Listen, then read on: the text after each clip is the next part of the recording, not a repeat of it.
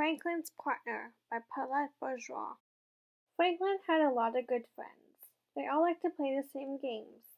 Their favorite was bumpy buggies. One day they came up with a great idea. They would hold a special bumpy buggy race, and everyone in town could join in the fun. Franklin and his friends made a poster to promote the big event. Bear hung it outside Mr. Mole's store. A bumpy buggy race? That sounds like fun, said Mr. Mole. It's going to be lots of fun, said Franklin, but you have to make a buggy. And you need to have a partner too, said Bear. Every team needs someone at the top to push and someone at the bottom to catch. Franklin and Bear really wanted to win the race. They decided to fix up their old buggy. Maybe a new paint job, said Franklin. Let's put a siren on top, like an ambulance, added Bear. A siren? Oh, Bear, don't be silly, said Franklin. Franklin and Bear finally decided that the buggy needed new parts. They knew just where to get them from Fox's dad. Franklin and Bear went to Fox's house. He and his father were making music with an old chime and a garbage pail. Hey guys, said Fox, what are you doing here? We need some new parts for our bumper buggy, said Bear. Can we look through your collection of stuff, Mr. Fox? Asked Franklin. Sure, said Mr. Fox. Come on, Bear, said Franklin. Let's look for something to make our buggy super coolio. Thanks, Mr. Fox, said Bear. Franklin found some blue jar lids. He thought they made great new wheels. Hey, Bear, shouted Franklin. How about these? Bear ignored Franklin. He climbed into a bathtub filled with junk. Inside he found an old airplane. Look, yelled Bear. Rings. We can make the buggy fly. Bear, buggies don't fly, said Franklin. We can try the rings, said Bear. If it doesn't look good, then we'll try a real thing. Bear attached the green rings to the buggy. Let's call our buggy the Mean Green Supermobile, he said. The Mean Green Supermobile, said Franklin. Yeah, said Bear. Look, I have to go. You hang on to the Supermobile. Franklin grabbed the buggy and frowned. He didn't like the changes Bear had made.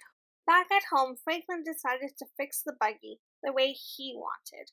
As he was putting the finishing touches on it, Bear came to visit. What happened? Said Bear. You took off the rings. It's a rocket now, said Franklin, and since Sam will ride in it, I'm naming it Sam's Rocket. You even changed the name, asked Bear. It's better that way, said Franklin. But Franklin, we're partners, said Bear. That means we decide stuff together. We didn't decide on rings or Mean Green Supermobile together, said Franklin. You decided all that stuff. If that's what you want, then maybe we shouldn't be partners, shouted Bear. Maybe we shouldn't, said Franklin. Bear stomped out of the shed. He slammed the door shut. Franklin was upset. He took Sam's rocket and ran for a walk to calm down. At the top of the hill, Franklin tripped and dropped the buggy. It sped downhill, straight for a big rock.